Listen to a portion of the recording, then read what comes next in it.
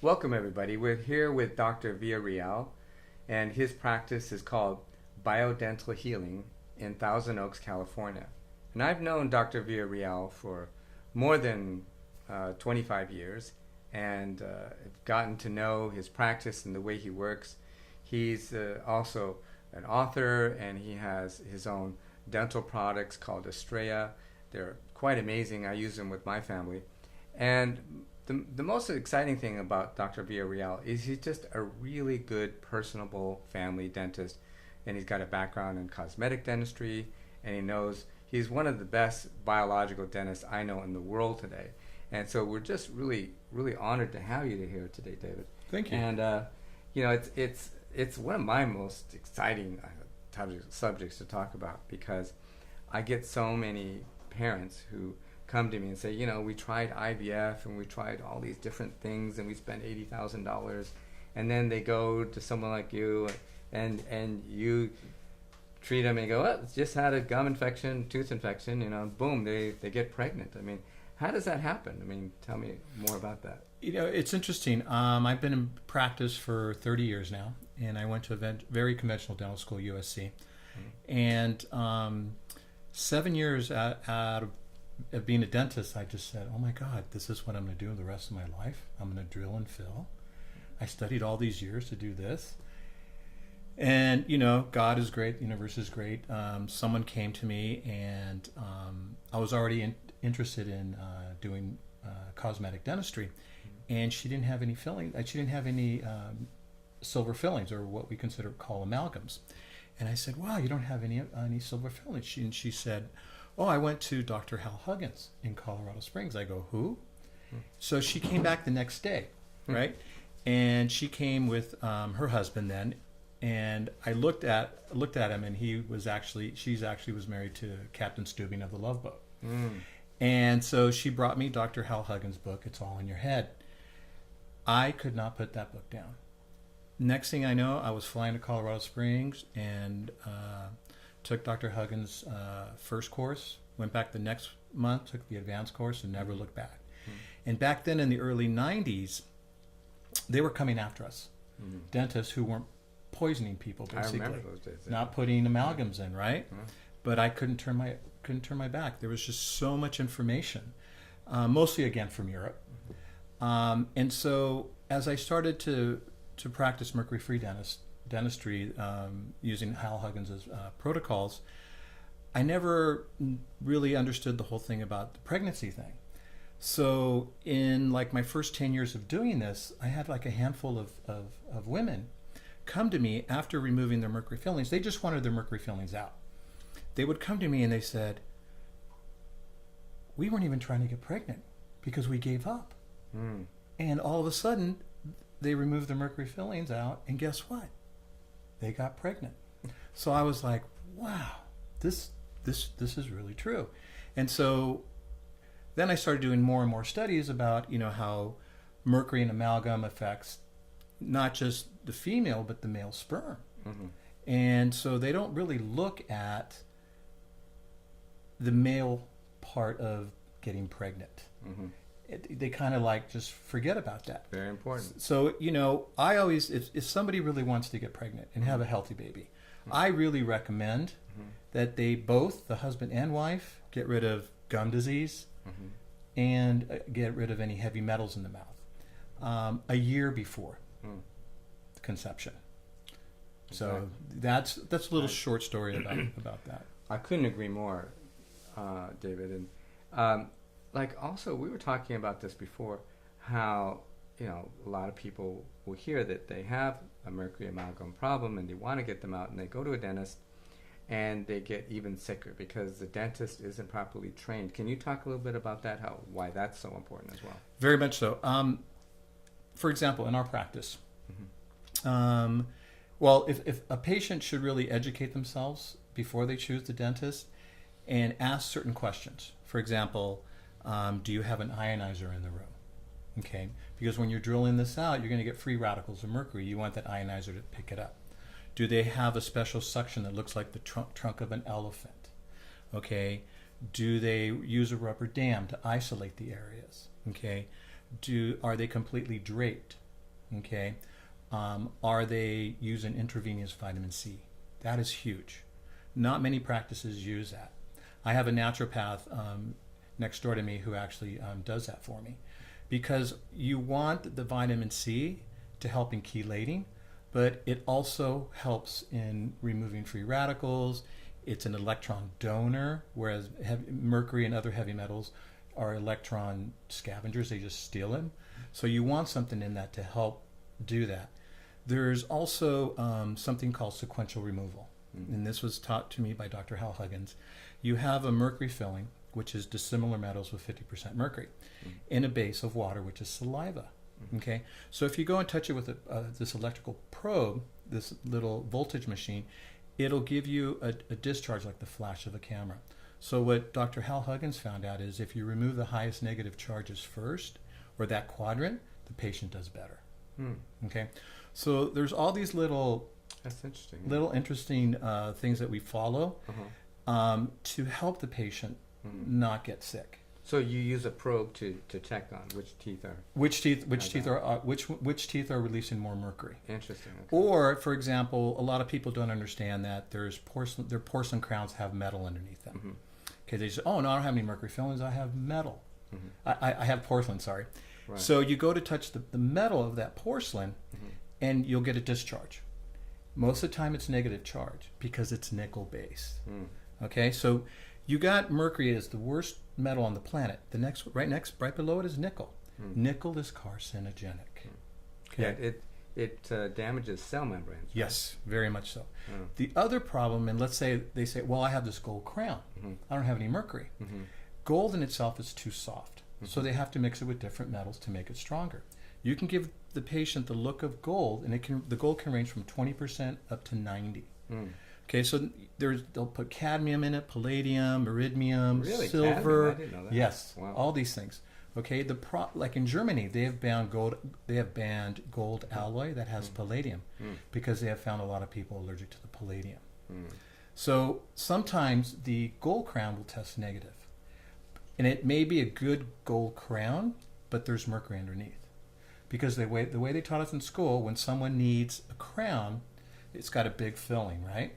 So they teach us to drill it down to a thimble and leave the mercury filling as a base. So you're covering the mercury vapors. They got to go somewhere. There was a study done in the 70s in Germany where it actually comes out through the roots into the lymph system at a concentration 1,200 times more. 1,200 times. 1,200 times more.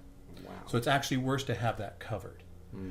So, we explain all this to the patients. And the other thing is, they'll go to a dentist who said, okay, I'll take your mercury fillings out. And the patient doesn't understand not all materials or all white materials are created equally. So we really recommend our patients to do what we call a blood compatibility test. There's nothing in dentistry that's non-toxic. Okay, so the terminology holistic, I like to use more biological dentistry because what we're trying to do is use a material that is the least reactive to your immune system. So then your immune system can go work somewhere else and help heal whatever other parts of your body that are ailing. So in these reports, there's hundreds and thousands of materials. Not just the white fillings, it's the bonding agents that we use, it's the cements that we use to cement the crowns, it's the crown materials, it's the impression materials. So it breaks down all these materials via whatever your blood shows up. It's as highly reactive, moderately reactive, and least reactive. So we always use the materials that are the least reactive. Again, not affect your immune system as much. So how do you test for biocompatibility? What do you use? There's a lab. Actually, Dr. Hal Huggins started it in Colorado Springs. Now his protege, Dr. Groovy, and my dear friend, is taking it over. So there's a kit we give to the patient. They go to a blood drawing lab. Then they send it to Colorado Springs. In a week, we get back the report. Then we go over with the patient. Okay, we highlight that we're going to use this material, and so that's basically it. Got it. Now, when someone gets a root canal, can you talk a little bit about that? Because a lot of people do these things. They get implants, which are kind of similar in some ways. This is very popular these days because I mean, people don't want to look like they have no teeth, and Mm-hmm. so but can you talk about what we know about the kind of really virulent pathogens that live underneath these root canals? Oh boy, this is a touchy subject. Dr. Weston Price, back in the early 1900s, a big pioneer in the whole mercury-free movement, nutrition, all this stuff, right?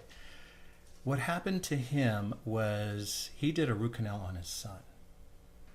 His son, a little while after the root canal, died of a heart attack. Wow, I didn't know that. Yeah, it was his son. Wow, that's what got him motivated, huh? So what he did was, before they buried his son, he extracted that root canal tooth and put it under the skin of a rabbit. Within a few days, that rabbit died of a heart attack. He put it in 200 rabbits. They all died of heart attacks. So he understood that there are, and we send some of these root canal teeth to Dr. Huggins' DNA lab. I can't even pronounce the bacteria that is found in those. Okay, what Western medicine doesn't understand is that the tooth is a live organ. It has nerve and blood supply to it. It's got fluids going in and out all the time. When you take the nerve out, when people say, when people say, "Oh, I don't have a root," it's like they still have the root. It's the nerve in the root that was removed. Okay, so they clean it out and they fill it up with the rubber material. One of the problems with the rubber material is it's orange. The reason it's orange is because they put barium in it, so it can show up in an X-ray. Okay, so now you're dealing with barium, right? But the problem is they'll fill the canal vertically, okay, the length of the root, blah blah blah. But there's all these little lateral accessory canals that the bugs are still there. Okay, and so those little bugs go out to what we call the periodontal ligament, which is like the ligament that supports your tooth to your bone. So all of that little bacteria is sitting around there and traveling all over your body. So they can never completely sterilize a root canal tooth. Now they'll say, well, they'll look at a two-dimensional X-ray and they say, well, there's nothing wrong with this. Okay, but you're looking at a two-dimensional X-ray, diagnosing a three-dimensional object with a two-dimensional X-ray. You don't know what's going on there. There are many times that I've extracted a root canal tooth. There's the two-dimensional X-ray looks great.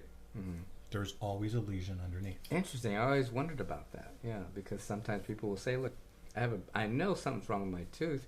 They go to the dentist, and I said, "The dentist says everything looks okay." But you're saying that that's because of you can't see everything from this whole three-dimensional point of view. You can't see it with an X radiographically or with until you extract the tooth, send it to a lab like the DNA lab, and see actually what bacteria is actually involved there. So again, people don't want to lose their teeth, and I understand that. But then again, where is that tooth in relation to your meridians, which is your Chinese energetic pathways? Okay, Western medicine decapitated you. They put the dentist over here, you got the physician over here, right? Right. But you understand that Chinese medicine's been around thousands of years. They understand the body much better. So they understand that we're basically a computer board. Okay, so we got all this chi energy, right? So yeah, they understand that the head's connected to the body. So what Voll did back in the 50s, a German scientist, he correlated using the meridians each tooth to different organs in your body. So when I got into this in 92, it's like, yeah, whatever. I was totally into, let's get mercury out. I saw the Swedish studies and all that. And I'm like, okay, no more mercury. But then I was just, I start little by little. I started like, okay, I'll take this, extract this tooth, or take this crown off or this, and I would follow the meridian path, and then I would ask my patients, hey, did this area clear up? And they're like, yeah, what's going on with that? So then I really started believing, each tooth is related to different organs in your body. So that being said, you have these root canal teeth, and people come in and they say, I have this problem, blah, blah, blah. And, sometimes we'll take the tooth out, they'll get better, sometimes they won't. But there's a big factor in this. It's a whole different paradigm shift in that I try to teach my patients is they need to become responsible for their health. Okay, very good point. The American people want a pill. Give me a pill for this. Give me a pill. They don't want responsibility, right? So I'll sit down a patient, whether it's removal of mercury fillings, whether it's dealing with their gum disease, whether it's dealing with crowns, root canals. There's never a guarantee. What I'm going to do is going to improve their health. I tell them that what I do is help them improve their immune system, but it's up to them, to follow up with proper diet, emotional changes, environmental changes. All these things play a huge role in their overall health. We're just a piece of the puzzle. What I'm trying to do is not suppress their immune system as much. I want to help them improve their immune system. Got it. So the whole root canal issue is a big controversy. Does it help? It doesn't help. Each individual is different. So and what we see in dentistry now is everyone's implant happy. People don't want to deal with possible pain or failure of a root canal tooth, so they'll extract it and put an implant in. Back in the early, like year 2000 and something like that, I started doing some research with implants. And I found a study in Germany that found that they were finding titanium in the lymph nodes of patients with implants. So I asked Dr. Huggins about it, and he goes, "Oh, no implants. Forget the implants." So I started doing more and more research. And some of my patients wanted implants, and they already had autoimmune diseases. So I would, I never tell a patient what they should or shouldn't do. My education, my responsibility is educating the patient and allowing them to decide. And they'll go, "Well, what would you do?" I said, "No, you have to go within yourself and intuitively decide what's best for you. But you need to educate yourself on the pros and cons of everything." It's not like when my parents were, when they were, they'd go to the doctor in the 60s or 70s, whatever, and they'd say, "Oh, the doctor said to do this." I go, "Do you want to? You should get a second opinion." "Oh, no, he's right." I mean, no one ever questioned it. Yeah. Now, because of the internet, I think it's helped a lot of people because they get to see the pros and cons of what's the best step for them to improve their health. So, I never really did implant. I don't do implants in my practice, but some patients want them. So I had gone to this international conference in Century City, not knowing really what it was going to be about, and it was all European and Japanese speakers, dentists. And it was all about the zirconia implant. And I'm like, what? And the success they were having in Europe. So, people say, "Oh, no, it's a zirconium implant." No, it's zirconia. It's extracted from the zirconium, but it's a non-metal implant. Okay? So, going back to the meridians, okay? Now, is zirconia like a diamond-like? Exactly. Exactly like that. So you're going to implant this into the jawbone, okay? The problem with implants now, you'll look in the LA Times and you'll see, "Get an implant and a crown for $700 something." Who knows where that titanium implant is coming from? I'm sure most of them are from China. Who knows who controls all that, right? So you're putting these titanium implants in the jawbone, you're going to get a blockage of that meridian, that energy, that chi is going to be blocked. What I have found, speaking to certain naturopaths that do energy testing, they found that the zirconia kind of short circuits along that, but you still get energy flowing. Now, I don't completely understand that, but that's what they tell me. So I'll have, if a patient's really insistent about having an implant, I'll have them get tested energetically to see if the titanium's better or the zirconia. And sometimes it's that the titanium's better than the zirconia. Again, it's what is best for your body. It's not the same for everybody else. And so people really need to understand that. Because, going back to the biocompatibility stuff, the dentist will use a composite that he's used to, or he went to a dental course and they promoted this product. They're going to use that one. Okay? I hate to say this, but what's happening in dentistry today is what has happened to the pharmacists. Okay, it is becoming corporate dentistry now. There are corporations. There's one out here in Orange County. They're based out in Newport Beach. I won't mention their name, but they have basically McDonaldized dentistry. They're all over the place, and they look like private practices. But what's happened is these young dentists are coming out of dental school. They're in so much debt that they can't afford to buy a practice.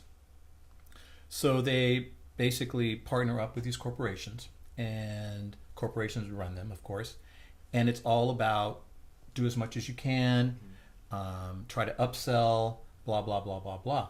So they're not concerned about biocompatibility. They're not concerned about proper removal of metals, all this stuff. So again, is their price point lower in general?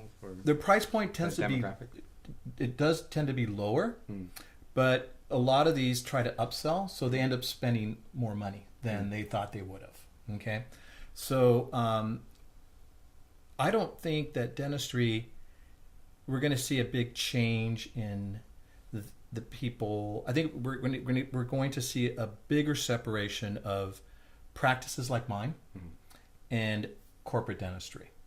Okay, you're going to see a big shift, and the people that are more conscious or much more awake or more responsible for their health are going to go towards practices like mine, but the majority are going to stay in mainstream.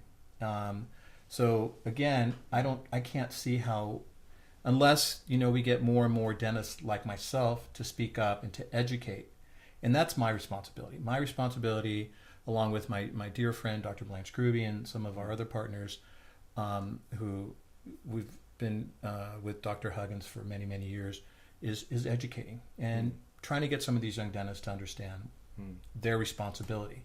Because I got into this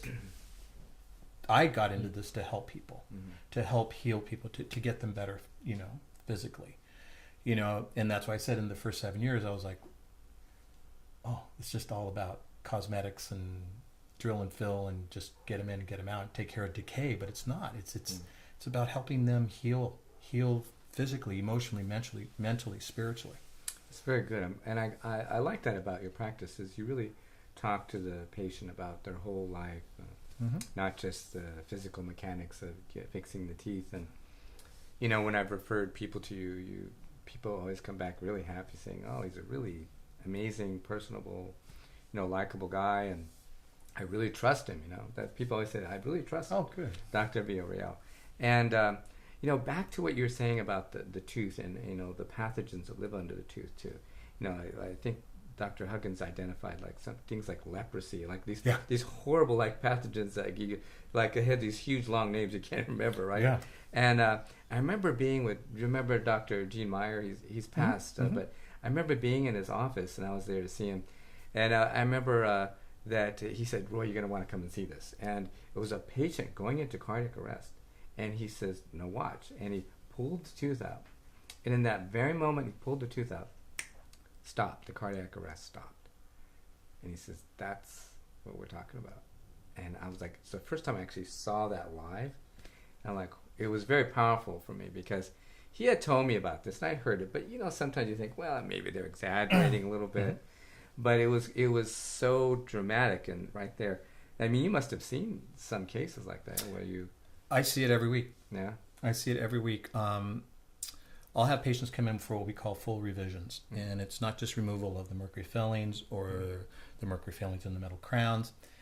Sometimes, if the patient wants, it's removal of the root canal teeth. But another big factor is what we call cavitations. Okay, and people don't understand what cavitations are. Usually, they're in the wisdom teeth areas. The problem is the way we were taught in school. When you extract a tooth, is once you extract it, use a hand instrument to clean the socket out, okay, and then suture it up. Mostly now, they're scraping it open and putting in cadaver bone. Well, Dr. Huggins' lab, Dr. Gruby gave Dr. Huggins the most expensive cadaver bone. Dr. Huggins tested in his DNA lab, and one of his last lectures that he had with us, his elite dentists, it blew my mind. There were over 24 different bacteria in the so-called sterilized bone. Mm. But no one thinks about, what about the DNA, right? Mm-hmm. Your bones has your DNA, right? It has your energy. You know, you hear these stories where people get heart implants or certain organ implants, and all of a sudden they become a smoker. Or, you know, their personality changes. Because every part of your body has memory.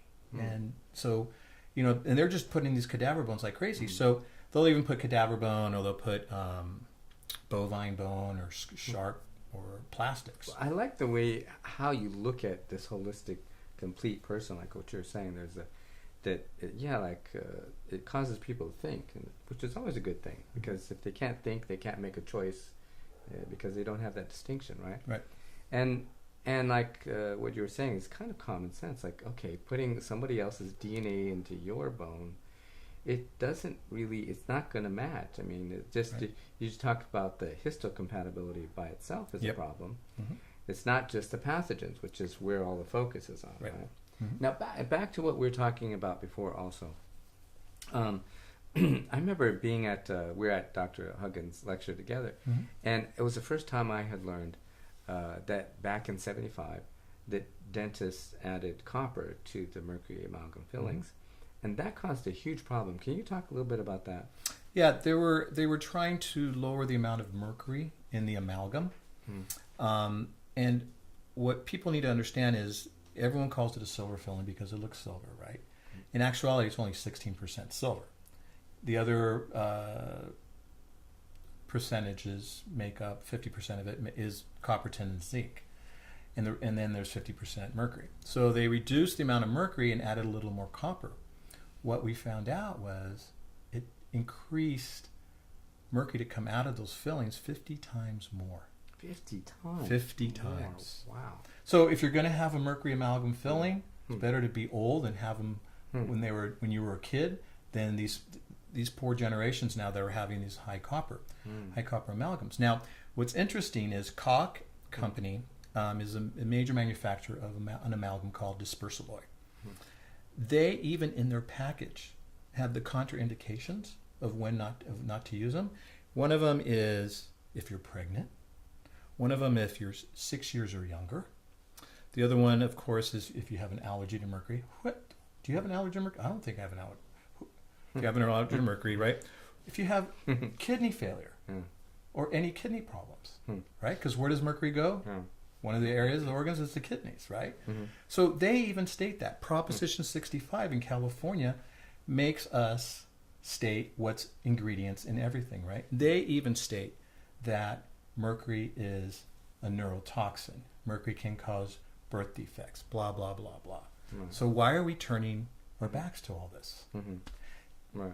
Holistic biological dentistry is all common sense. Right. It is common sense, right? Yeah. It is common sense.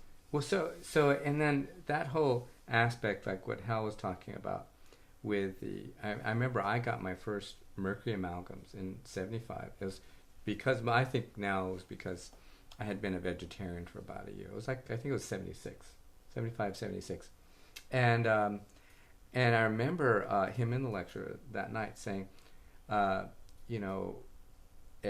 when I was talking to him, he says, "Well, did you when did your eyes go bad?" And I said, 76. He said, like when? I said, well, I remember I was in a chemistry class and it was about, he said, but how, did you have any mercury fillings before that? And I said, yeah, actually about a year before. And I said, I remember being in a chemistry class and I couldn't see the board anymore. And he says, that's what it was. It was the mercury fillings. I said, really? I never knew that. Yeah.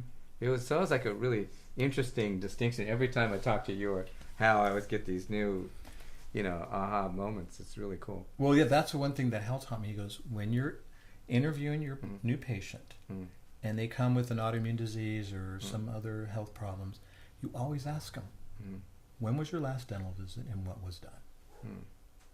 Again, the head's connected to the body.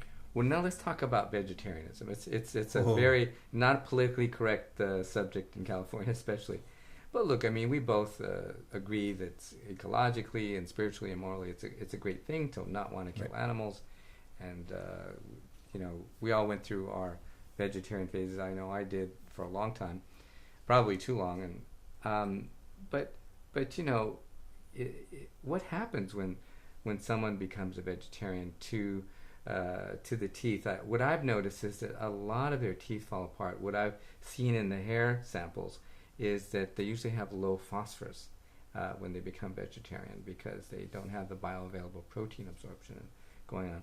What is your take on this and vegetarianism and dentistry? And veganism too. It's more obvious probably there. Yeah, it's definitely more obvious in veganism.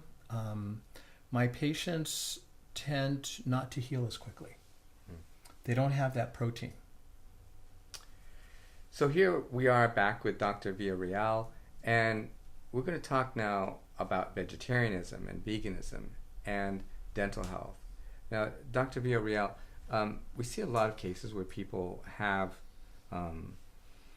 problems with their teeth after they become vegan or vegetarian. I know I certainly had dental problems soon after I became vegetarian, within a year.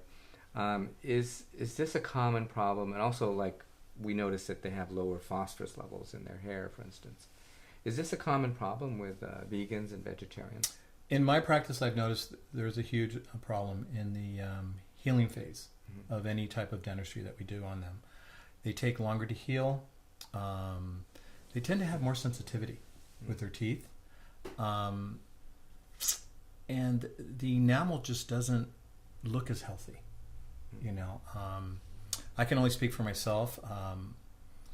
My blood type is O positive, so I need to eat red meat, and I don't really care for red meat, but I know if I don't eat it once or twice a week, mentally I don't feel as sharp. I've noticed the same thing.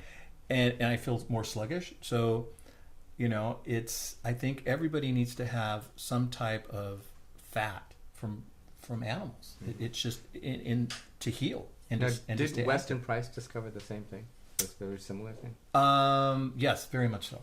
I don't know much about it, but Weston Price was definitely into that. I know that Dr. Hal Huggins, big advocate for red meat and in the diet. You need those good fats. You need that. Same with butter, good butter. Same with eggs.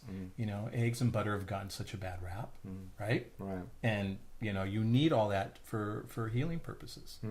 Especially, I've seen it in dentistry with my patients that have some type of autoimmune disease. The ones that aren't vegan or vegetarian, it's just from what I've noticed in my practice that they heal better. Interesting. Yeah.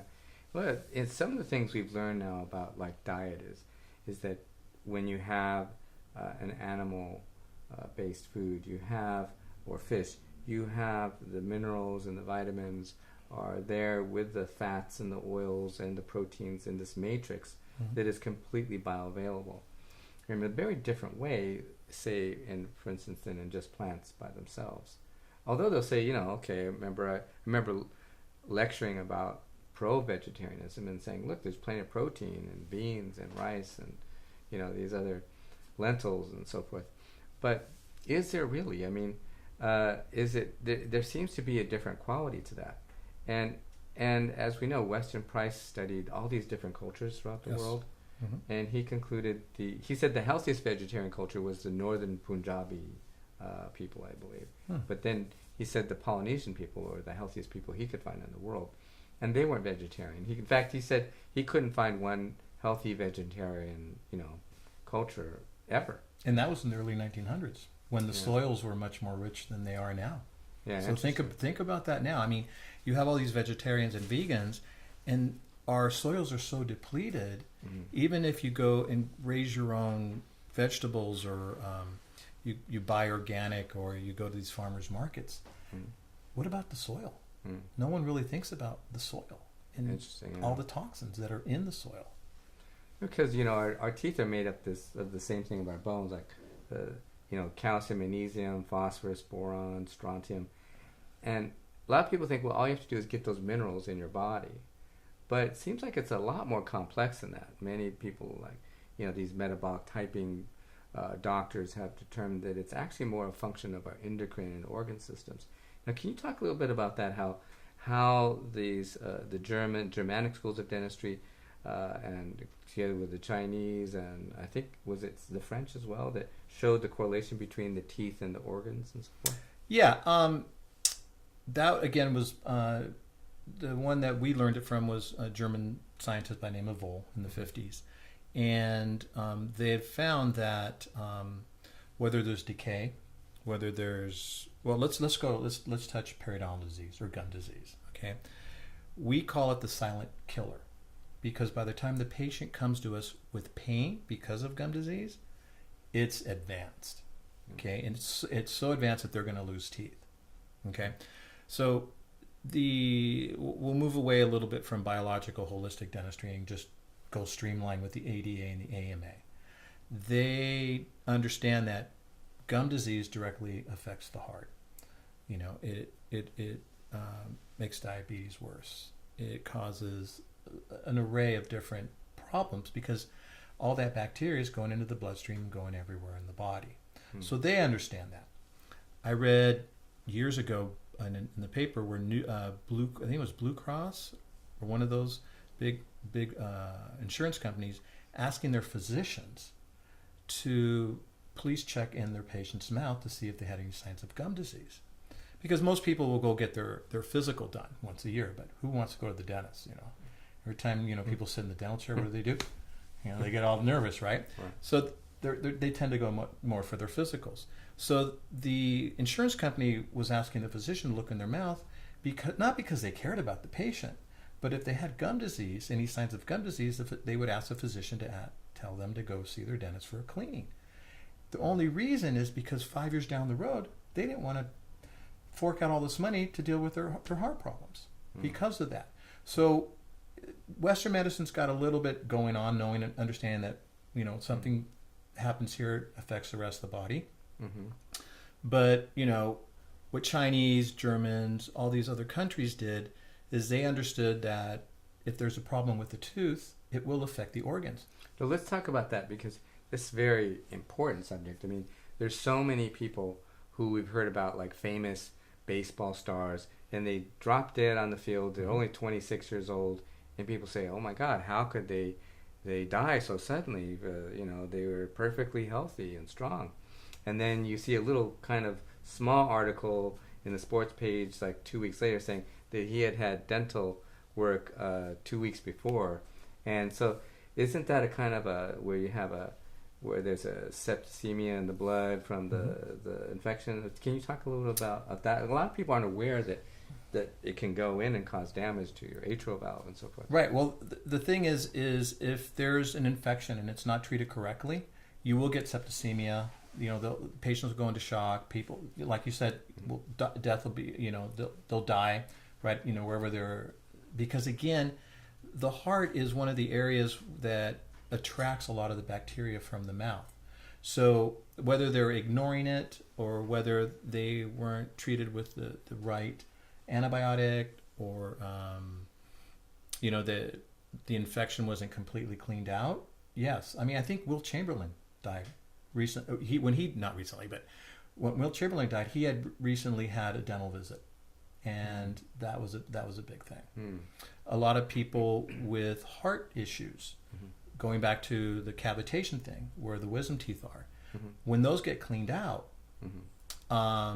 their heart problems tend to go away, because there's the wisdom teeth sites are directly related to the heart. That's where the meridian goes. So again, there's the energetic pathways that will, and here's the interesting thing. A patient will come to me and go, "I'm having a toothache on this tooth and I don't know why." We'll take an x-ray, we'll look at the tooth. There's nothing wrong. It's never even been drilled on. And I'm just like, so I'll pull out my meridian chart and I go, "You having problems with these organs?" And they go, "Yeah, I have a problem with this one." I go get it fixed and your toothache will go away. Sure enough, boom. Interesting. So it works both ways. Now, do you ever get any cardiologists who say, "Yeah, go get your teeth fixed"? No. Interesting, because they don't look at it that way. No. I just I just hear from my patients that like a lot of times when my patients go through the revisions, I do a lot of this under conscious sedation.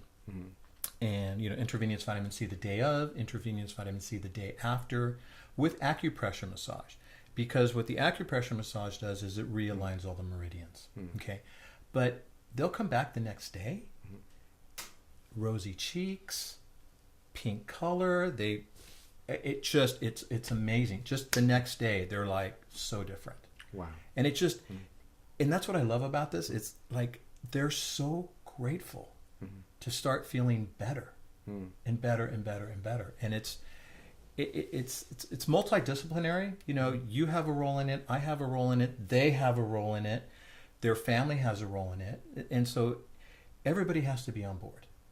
If not, it's not going to work. Now, what do you do if, say, somebody has a root canal or an implant and they say, well, I can't afford to get it changed yet.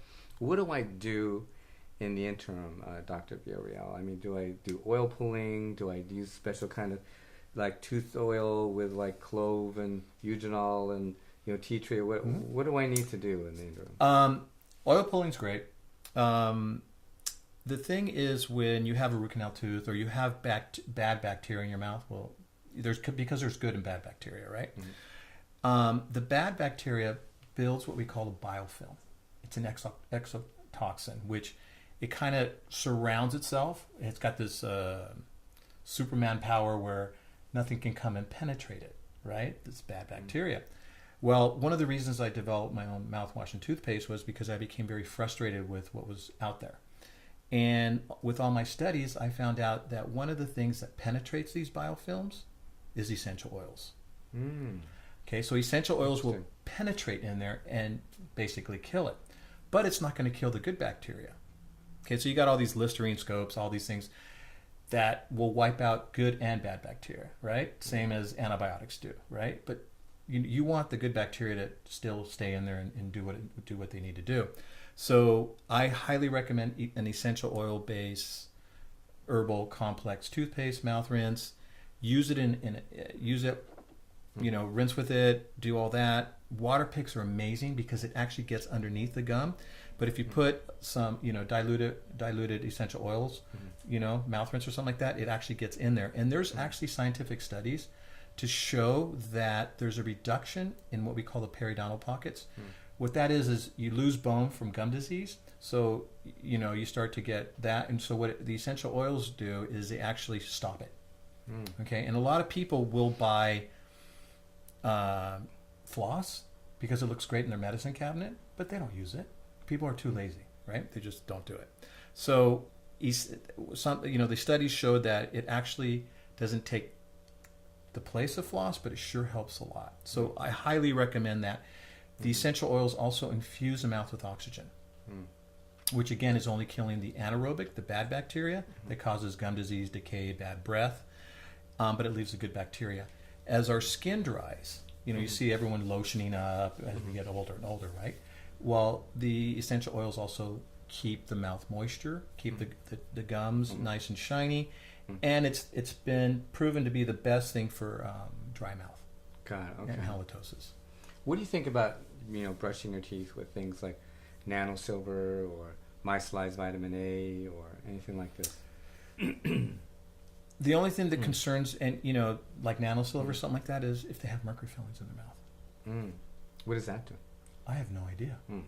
So you don't know how that would interact? Well, I don't know. Could release. It could release more. I don't know. It's kind of like those ionic toothbrushes. Right. I don't know what it's doing to the metal in the mouth. Right. Now, let's talk about how, if you look under a microscope after you swab someone's gums. Oh, God. And you see the spirochetes. There's people get horrified by what they see, right? Right. And those spirochetes, like a little shark, and they're gnawing at your gums. I mean, and then you do the water pick. They do it for like, say, 2 or 3 weeks, and go back and it's gone. Yeah. It's like, is it that simple? I mean, it is that simple. Wow. Yeah. My lovely hygienist, Gail, I love her dearly. She's my first hygienist that is spiritually minded, does Reiki. Wow. Just a doll, right? I hear her all the time in her room, buy a water pick, buy a water pick, buy a water pick. And I've never had another hygienist ever promote it as much. And our patients are so much better by just using the water pick. That's very important. And I have visually seen that. Very cool. Yeah. Welcome back. We're here with Dr. Villarreal, and we're going to talk now about oral hygiene and also oral sexuality, because we want to be very careful during the perinatal period not to cause more infections in our oral cavity and spread these infections, especially to the baby if a woman's pregnant and so forth. Now, Dr. Villarreal, what do people need to know about, bacteria in the mouth, spirochetes, all kinds of horrific things live in the mouth, but very rarely do you hear people talk about, the implications of this. I hear of, movie stars getting oral sex right on Sunset Boulevard, and there's this big scandal, right. And people, I'm like, why are they doing that? Why would people do that? You have no idea what you're getting. I mean, you as a dentist must have a completely different, perspective on this. What is? Do people are they even aware of what's happening with this? Well, I hope that we never find an article or a news clipping on the Inquirer or something like that. Dentists found, having oral sex with somebody on Sunset Strip, because they're supposed to be more educated. Right. One of the things, especially with our patients that want to get pregnant and have a healthy baby, is I try to explain to the mom, because it's usually the mom that comes in, if her husband doesn't come in and get his teeth cleaned, if he has any signs of gum disease, guess what? You're going to get it even if you have a clean mouth. Okay? When you exchange saliva, you're exchanging everything with them. So whether you're impeccable with your oral hygiene, if your spouse isn't, you're fighting a losing battle. That's number one. Number two, why are we having such an increase in HPV? Okay, it's not just from intercourse. It's actually from oral sex or exchange of saliva. They don't even really understand all the implications of how you're possibly able to stay away from it, from everyone just exchanging fluids. And chlamydial pneumonia is becoming more prevalent. Exactly. Yeah. Exactly. So one of the big things with someone with gum disease and oral sex, if the man's going down, that bacteria is going to go into the area of where the woman is going to conceive. Seems like common sense. Right? It's common sense, right. But no one really thinks about it. So I'm a very, very big advocate about preventing gum disease. Okay, because 50% of pregnant women will develop pregnancy gingivitis. Okay, because again, all the nutrients are going to the baby, right? So if they're not impeccable with their oral hygiene, then they're going to get it. If their husband isn't, the husband has to take responsibility with this too. You and I were discussing earlier how the male tends to not really play a major role in the whole pregnancy and and all that, in the responsibilities. Right. So it's not just cleaning up the mercury from your mouth so then you can have better sperm, cleaner sperm. It's also cleaning your mouth up. Now sometimes you get the husbands mad at you. I know I've had that happen because I told them to brush your fingernails before they have sex, and when women become aware of this, they say, hey, yeah, before you touch me, please, clean your fingernails, because we know that when all prostitutes know in the world that if they allow a man to touch them with the fingers, their career is over. And so I said, when you look at the research, it's pretty horrifying. And so I said, now I'm very gentle, much more diplomatic than I used to be in the beginning. But, then they're both grateful, because I said, look, it's going both ways, like you said, right? So can you talk about that more? In other words, how do you talk to the men? Because sometimes they've never heard this before. And my doctor's never told me this. Like, what does some dentist know, about, oral sex, Turns out a lot, right? Right. Well, if you show them under a microscope what their saliva looks like, just a swab of it. Like those spirochetes. The spirochetes, you're going to say, hey, this is going where you're going to conceive. Do you want this to go there? It's a no-brainer. That's right. You can't deny what's right there on the microscope slide. It's just, Right. there it is. Right. Or, I'll get patients to say, I'm starting to floss and my teeth are bleeding. And I'm like, that's not a good thing. Right. Or people will say, I brush my teeth and they bleed. I go, that's not a good thing. That's it. And I try to put it in a really nice way that the reason your gums bleed is because there's an infection. And there's an infection because there's bad bacteria there that you need to get to remove. You need to remove it, right? Before you guys play. I mean, I love your book. I think it's a great book, and I think it's putting the responsibility back on the couple, because I wish I knew now I wish I knew then what I know now about conceiving. I mean, this whole thing about autism. Yeah, well, let's talk about that. I mean, there's so many factors around autism, and we hear a lot about, thimerosal and vaccines, and yet there's, in the autism community, there's very little discussion about mercury amalgams, though. Why is that? They're all talking about thimerosal and vaccines, which, I agree with. They should question that. Right. But why aren't, mercury is in fillings, too. Well, that's a good question. I can't answer that one. I don't know why they don't talk about it. Why they don't talk about, it's not just the amount of amalgams that the mother has. For example, there was a study done, I forget where it was, but they placed an amalgam in a mother, and within 2 days, the mercury in the blood of the mother went into through the placenta, into the amniotic fluid, into the blood, into the brain, the blood, the kidneys, the pituitary gland of the fetus. Wow, really? Okay, so why are we having such thyroid problems now? Okay, think about it. The pituitary gland helps the thyroid gland, blah blah blah, right? So I call it a poisonous pedigree. It's not. Let's say the mother didn't have any mercury fillings, but her mother did, and her mother did, right? So it gets passed on. Yeah, it's generational. It's generational. Now, what about men? Because they think, like we were discussing earlier, how much mercury or heavy metal is going to hitchhike on a sperm. They think it's all about the woman because she's the one that's going to get pregnant, and gestating and so forth. And there's a point to that. But how comes, what do you say to men out there that are future fathers about the importance of cleaning up their bodies of these heavy metals, especially mercury, before they conceive? What men don't realize is that there's heavy metal that's carried in the sperm. They've done studies showing in ejaculation in the semen and in the sperm that they have found mercury and other heavy metals. Again, like cadmium, iridium. Again, that's coming all from their mouth. A lot of infertility is caused by the man, right? It's limited how much the sperm could carry or hitchhike on the sperm, right? But isn't there damage there from these heavy metals? Well, I'm sure there's damage, but one of the things that it affects the most is the motility of the sperm. Okay, so like selenium it helps the sperm to be healthy and to be very mobile and fast, right?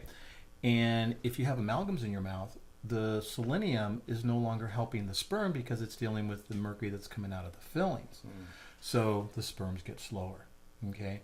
Also, you need zinc and manganese for motility in the sperm, and mercury from mercury fillings alters that. It doesn't let them function. So again, you have not just, even if it's a small amount of mercury in the sperm, they're not as fast and they're not as healthy. Okay, so where's that being transmitted to? It's transmitted to the mother, who has mercury fillings. So it's a double-edged sword. And these kids are being inundated with mercury from day one, right? And they've shown studies to show that the amount of mercury that's accumulated in these fetuses is more than what the mother actually has in her mouth. Wow. So, it's interesting because, to contemplate what Dr. Villarreal is saying right now, we must remember that when the egg and sperm form, and the sperm is already contaminated and damaged by these heavy metals, that what we know in embryology is that then all the cells in that cell line will be damaged as well. And so this is very important to understand this for future fathers, that they themselves need to clean up their bodies, fix their teeth as well as the mothers. Because I tell, fathers, I say, it's like trying to win a football game, but you only have a defensive line. Would you agree with that? Oh, totally.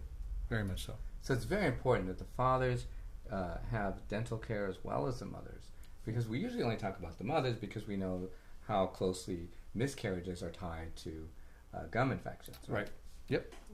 By the way, you know that when you speak to dentists, they all know, dentists and dental hygienists all know that miscarriages are linked. It's probably the number one or number two cause of, of miscarriages, gum infections.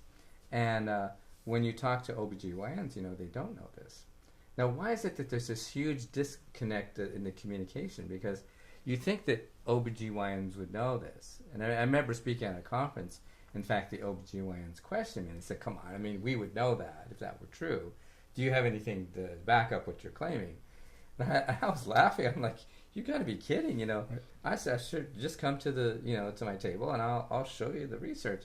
And they were shocked. They said, you mean dentists know all this? Then I said, you guys just need to talk. Come over here, and I introduced right. And they were just there for hours. I didn't know this. Why is it that OBGYNs don't know this kind of dentistry? It's because dentistry is not valued as much as so-called medicine, even though we're in the medical field. Again, we have decapitated the patient. Medicine is no... Separated the mind and body. And separated the head from the body. And medicine is so subspecialized now. There's no Marcus Welby, MD, right, who takes care of everything, right? You got to go to this one, that one, this one, that one. And so that even makes it less understood that the head's connected to the body. But, talking about, all the scientific proof to show gum disease, with preterm birth, low weight, gestational diabetes with the mothers, all these factors, right, that are directly related to gum disease. But no one looks at all these studies that were done on female dentists, dental assistants, and dental hygienists, and the enormous amount of increase of of miscarriages, not being able to get pregnant. They're working in a cloud of mercury. And suicides too. Suicide. They're not working in a cloud. They're working in a cloud of mercury every day, right? So, they say, well, dentists have we have the highest suicide rate, and everyone says, oh, because no one likes going to the dentist. Nah, we're the Mad Hatters of this era. Okay, we work in a cloud of mercury every day. A lot of dentists, by the time they retire, they got this going on. Why do they have this going on? Because of the mercury. It's mercury. Your body can only take so much. So I think to answer your question is that medicine doesn't value dentistry as a partner in health. So it would be good for them to communicate a little bit. Very much so. And that's where we have ACAM, where these physicians are more open-minded and they understand that it's the whole body. It's not just their part of the body. Yeah, it's a kind of a linguistic error, isn't it? It's Yes. We linguistically describe different parts, but in fact there's no separation. Nope. So, well, that's wonderful. Now, if we talk about, how these different things interact in the body, one of the things a lot of people have a question about is, okay, bad bacteria is bad for gum infections and therefore your heart, your internal organs for the baby. What's the other side of that? What kind of probiotics to have in your mouth and your oral cavity and your throat and so forth? I'm not very well knowledgeable about probiotics. I take them every day, but I have a practitioner that helps me with that. But probiotics are extremely important. Extremely important, not just for the gut, but for the mouth. So the good germs are really important. Good germs are extremely important, and that's why sauerkraut and sauerkraut's things like that. Sauerkraut's amazing. Yeah. I eat sauerkraut every day. We used to make fun of the Germans, call them krauts, right? Right. Yeah. Turned out that they were on the right track. Yeah. And now you see a lot more sauerkraut out, in Whole Foods and all these health food stores because they understand that. Yeah. No, probiotics, I think, has been misunderstood for way too long. Would you say that it protects against gum infection? Oh, it protects against gum infection. It protects against decay. It keeps the mouth moist. It's a very, just like you need it for the gut, you need it for the mouth. Now, when someone has a bad breath, what is that caused by usually? Not brushing their teeth. No. Part of it is not tongue scraping. Okay. If you think about it, some of it is digestion, of course. Okay. So, if they have problems with their stomach, of course, that's going to come back up. Big problem is not tongue scraping. People will say, well, I brush my tongue. That doesn't do anything. Okay. Because you think of the tongue, you think of the top of your tongue like a bed of mushrooms. That's what it is. Okay. So all this bacteria gets stuck under the head of the mushroom. So when you're brushing it, you're just moving it around.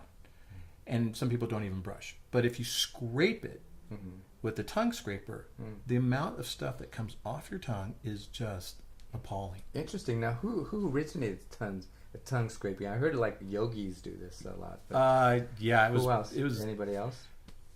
No, where did that come from? I have no idea where that came from. That's a good. I'll have to check that one out. I know yogis do it. Maybe it's one of those Ayurvedic things. Yeah. But we're here back with Dr. Villarreal, and today we're going to talk about a little bit more about the interconnection of the sinuses, the tonsils, ear infections, gum infections, throat infections, how these lymph nodes here are all interconnected in the cranium. And we talk a lot about gum infections being related to miscarriage, but with Dr. Prost, he's like an expert on sinus infections in Europe.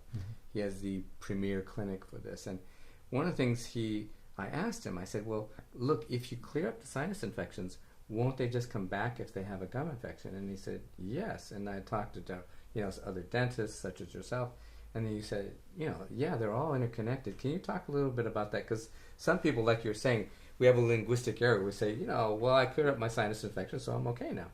But a lot of times it's not necessarily coming from your sinuses. It could be coming from a tooth, right? Right. What I found in my 30 years of doing dentistry is people have gotten root canals on their upper teeth when it's actually been a sinus problem.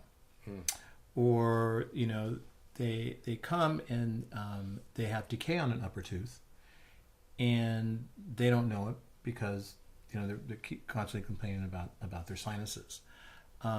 Everything is so intricately connected if you look at a skull, there's very little difference between your upper teeth and the sinuses. Okay, and what goes on in the sinuses could come from the teeth, but it can also come from the ears. It can also come from decay. So I have noticed that some of the pathogens that are related to that are involved with this, that are found in the sinuses when the sinus infection, are the ones that cause gum disease, or the ones that cause decay, like Fusobacterium, Streptococcus. So it's interrelated. It's working both ways. Okay, so again, I think that the physician and the dentist need to communicate more and see where's the underlying cause. Did it come from the sinuses? Or if it didn't come, did it come from the teeth? Right. Let's work together and not separate, or don't just go over the counter and take, what is it, Sudafed or something like that, and just clear it up. The American way is just to fix it fast, right? They don't want to look at the underlying cause. So they need to look at the whole picture, especially with the mouth. You were speaking about the cranium. People don't understand that skull is made out of different pieces of bone sutured together. So there's something called craniosacral therapy, right, which allows the bones to move. Well, the same thing happens with the palate. Okay, this is all one piece of bone, but the upper arch, where your upper teeth are sutured together just like your cranium. So if there's any problem, meaning like if you have a bridge in the front that's closing that, not allowing the pieces to move, or if you have an upper night guard that at nighttime you wear, it doesn't allow those pieces of bone to move, you may start having sinus problems or headaches that you don't know where it's coming from. Okay, the same thing with TMJ, where 90% of my patients have lower night guards that are tested to make sure they're biocompatible with it first. But one of the biggest factors of any autoimmune disease or any dis-ease, right, is stress. So, and everyone's like, well, I put my tongue between my teeth before I go to sleep, and so I don't grind or clench. Everybody grinds and clenches. Okay, so what that does is that allows everything to be at rest at nighttime, to allow the cranium to move around and everything. But when you're in that constricted mode, what does that do to your thought process? What does that do to your brain waves, all that? So, that's another factor that needs to be looked at. Okay. Let's talk about that, because that's a very important subject around this whole structural integrity in the body, like not just in the mouth and the jaw, but how, say, the TMJ joint is related to maybe the hips, or like osteopaths talk a lot about. I remember Dr. Ember we used to talk about how these structures were interrelated, and a lot of dentists are getting into, and chiropractors and osteopaths are talking about the structural integrity of the jaw. Like the downside of, say, getting a tooth pulled is now you have an imbalance and there's an empty space there.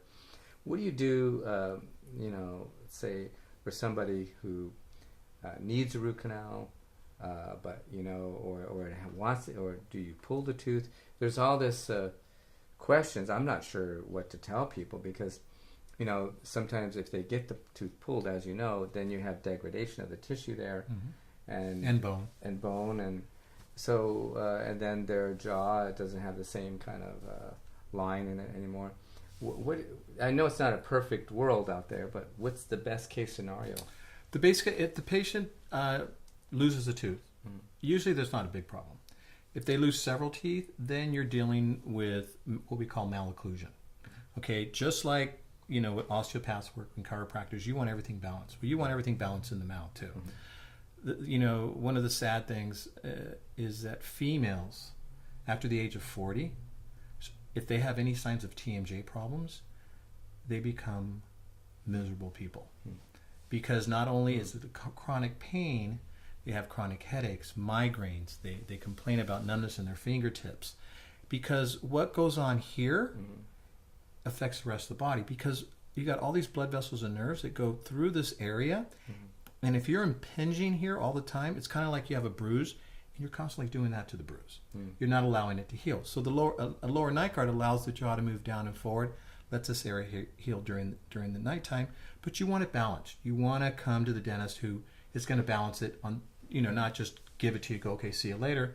You want one that's going to balance it to make sure it's balanced everywhere, so the body stays balanced. What people do when they're missing more than one tooth, let's say 2, 3, 4, 5, 6, 7, you want to stabilize their jaw as fast as possible. So what we do in our practice is when we do the extractions, we give them what we call an immediate stay plate, immediate flipper. That's an immediate removable partial, especially if it's in the front, so no one knows that you're missing some teeth. But we want to realign, make sure that we don't lose that integrity. Now, it's very true, when you extract teeth, you're going to lose bone around that area because the roots keep the bone stimulated there. The partials, the removable partials, keep stimulation on the gum, so you still get bone resorption, but not as much. And again, that's all genetics. It depends on, some people will lose bone faster than others, but then again, that depends on their diet, right? You want to keep all the minerals you need to keep good bone. So we always try to stabilize the jaw, whether it's with a partial, with a night guard to wear it, definitely with the night guard to wear at nighttime. Again, it's all about balance. But so the patient never really leaves without. No, what is a partial? A partial is a removable appliance. It's kind of like a denture, but it's not a denture. People go, oh my God, I'm wearing a denture now. It's a partial because it's only a certain amount of teeth that are missing. Now, is it like a bridge? It's a removable bridge. That's what it's called. So in the old days, well, you still see it sometimes. People smile and you'll see a wire around their tooth. That's they have a removable partial. The partials we make are made out of nylon. You can't even tell that they're removable. I mean, people are amazed of how great it looks. Okay, so some people still don't want that. So then they'll get tested for the implants to see what implant's going to be better, knowing that later in life they may have to have them removed. I see. It's up to the patient and what their choices are. But we give them something immediately to make sure we keep everything stable and aesthetically pleasing. Cool. Okay, thank you. Here we are with Dr. Villarreal again. We're going to talk a little bit about the ApoE gene, which is a gene that can get deleted or suppressed if someone has chronic mercury, especially exposure, and also if they inherited this trait as well. Now Dr. Villarreal, say a mother had mercury fillings, and then during her pregnancy, she had mercury fillings, and her baby is born with this kind of ApoE gene defect. Now, what does she need to tell her son or daughter as they grow up about correcting that gene defect?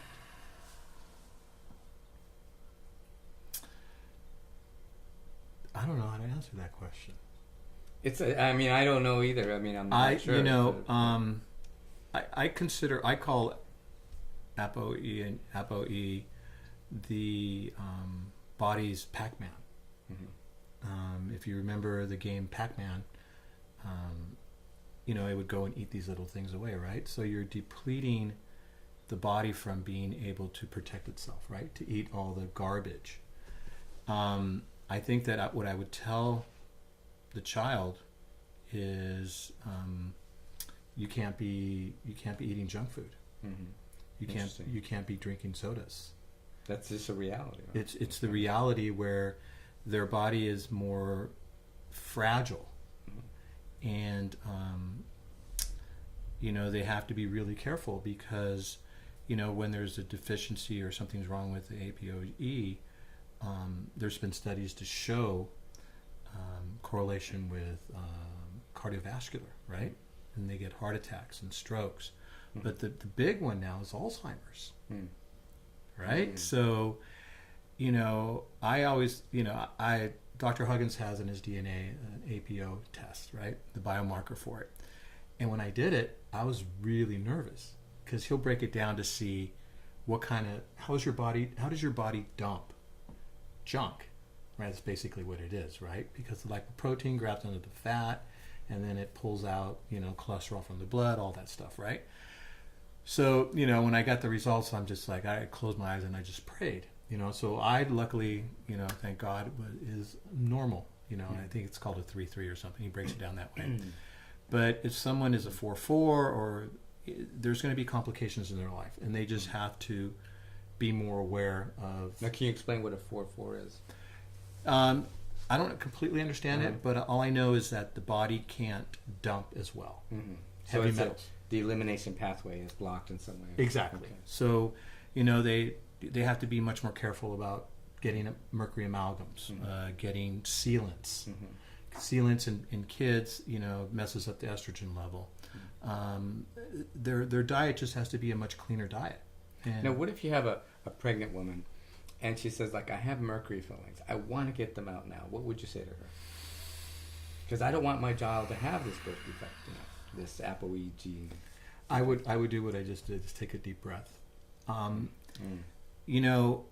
There's no studies to say you shouldn't work on somebody in their first trimester or their third trimester. But what I've found, the studies that I've read in my experience, 30 years, is you only really want to work on them in their second trimester. Mm-hmm. Removing heavy metals from the mother during pregnancy, the suggestion of that is all over the board. Mm-hmm. You have some holistic dentists will say, yeah, do it. You'll have some say no. So, there's such a broad spectrum of... So there's no perfect answer. There is no perfect answer. The problem is liability, really, what it comes down to. What's going to happen to the fetus when you take this out of the... Because the exposure is much more damaging to the fetus than it is to the mother, right? Right. And, touching that, let's talk about breast milk, okay? They've done studies and shown that women that have 7 or more amalgam fillings, they have found that in their milk there's 10 times as much mercury in that milk than there is with mothers who don't have amalgams. Wow. Now say that again. That's Okay. like really So got to sink in. most people have 7 mercury fillings or silver fillings. Yeah. What they found is that there's 10 times as much mercury in that breast milk than in a mother who doesn't have any silver mercury fillings. Wow. Milk. So there's a huge difference. So, we can go back to the autism thing again, and these kids are being bombarded since day one, right? Since inception, mercury, heavy metals, and it's not just the mercury issues, it's the other heavy metals, like if the mother has porcelain crowns to nickel metal, if they have root canals. The other problem is, the sex organs are in your front teeth, okay? They're in your 4 front teeth. So if there are problems with those sex organs or not getting pregnant and there's root canals, I'm getting these young women that are going, what do I do? And so, again, my responsibility is to teach them. It's them to decide what to do. So, again, they're beautiful. They want to stay young. They don't want to have any missing front teeth. So what we'll do if they decide to remove them is remove them but give them an immediate tooth. Got it. Okay. Okay, so when they wake up, they look in the mirror and there's a tooth there.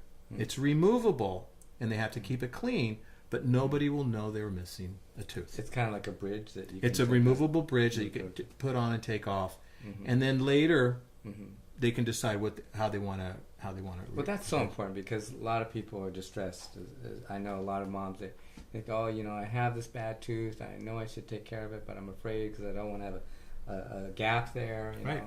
Cosmetically, and you specialize in cosmetic dentistry. I love doing cosmetics. You're very good at it. I mean, Thank you. The patients I've sent you, they just raved about your work. You. But the interesting thing about cosmetics is you, again, have to make sure that the material you're going to place in them is going to be good for their body, not just for their mouth, not to just give them that Hollywood smile, which I hate you saying that, but a lot of them want that. You want to have them, again, get tested to see which porcelains they're okay with or which resins they're okay with, and then place that in, so again, not to suppress their immune system. Now, what you were saying earlier about how it could be a tooth that it's bad or it's aching could be related to a problem with the internal organs, and it could go either way, right? Correct. Can you explain a little bit about that synergy between the organs and all the different endocrine system and just really the whole dental, sinusoid, tonsillar, lymphatic, eustachian tube, this whole thing? Why is this so important to clear up before you get pregnant, Dr. Villarreal?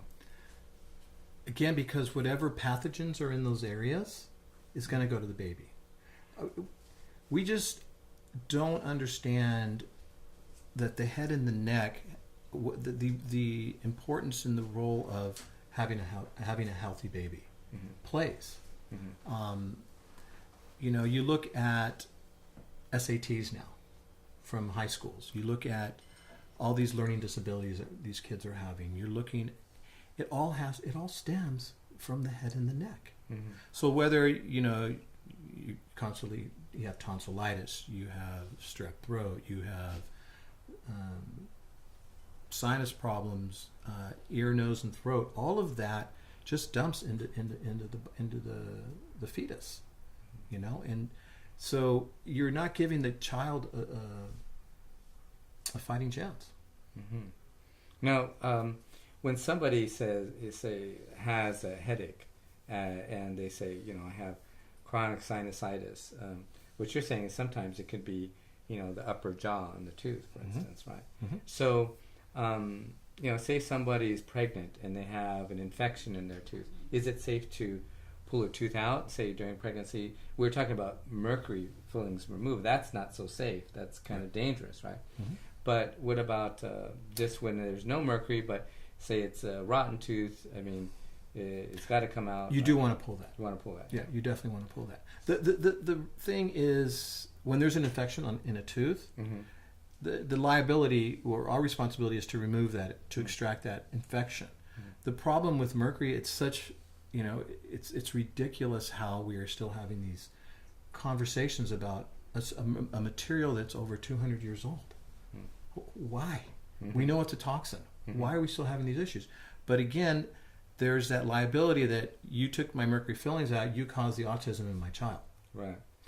You can't go back to the physician who gave them all this thimerosal after they were born and say you gave them autism. because there's support within the AMA. Yeah, that's fascinating. There's right? no support with the ADA. The ADA won't. They're like, I never told you to put it. I never told you to take it out. They'll wash their hands. But the AMA, they'll support their physicians because they're strong. The American Dental Association doesn't support. But yet it's the same mercury, and it's still toxic to the. Exactly. It accumulates in the nervous system and the kidneys, and where else? Mercury. Pituitary gland. Oh, that's right. That's really heavy duty. And the brain. Wow. Because methylmercury will pass the blood-brain barrier, and you have to think about it. Think about it, where the blood-brain barrier doesn't develop until, what is that? I think 6 weeks after the baby's born, or something like that, or so it's not even. There's no protection. Right. So these kids are they're not as smart as they could be, right? Right. And all these problems, but the pituitary gland. So many people have thyroid problems now. Mm-hmm. And isn't the pituitary gland involved in all hormones, and it's like the master gland? Right. Yeah. Well, it's fascinating. Well, thank you very much. This has been very informative. So, thank you for coming out here. Thank you for having me. I really appreciate it. Now we're going to talk to Dr. Villarreal about when a woman's pregnant and she has some kind of gum infections, and she wants to clear up these gum infections in a natural, safe way for her baby. What are the best strategies to use, Dr. Villarreal, to make sure that she can clear up these gum infections while she's pregnant?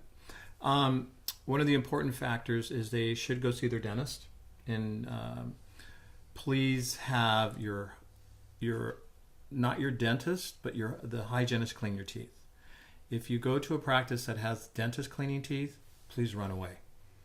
We did not go to school to become hygienists, and we were taught for a semester. So the job that we would do versus the job that a hygienist would do is night and day. So you would want a hygienist that would spend at least 45 minutes cleaning your teeth. Not a 5-minute cleaning, not a 10-minute cleaning, but that long. That is extremely important. In my practice, my patients will rinse with ozonated water before they're cleaning and afterwards. And what ozone does is it, again, kills all the bad bugs.